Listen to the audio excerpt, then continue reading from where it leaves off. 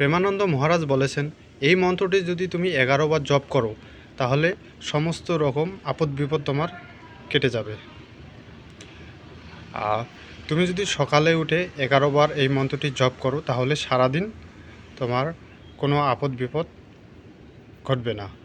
অথবা বাইরে কোথাও যাওয়ার সময় যদি এই মন্ত্রটি জপ করো তাহলে সমস্ত রকম আপদ বিপদ বাধা বিপত্তি সব কেটে যাবে। মন্ত্রটি হলো ওম কৃষ্ণায় বাসুদেবায় হরে পরমাত্মনে প্রণত ক্লেশনাশায় গোবিন্দায় নমো নমো। ওম কৃষ্ণায় বাসুদেবায় হরে পরমাত্মনে প্রণত ক্লেশনাশায় গোবিন্দায় নমো নমো। হরে কৃষ্ণ।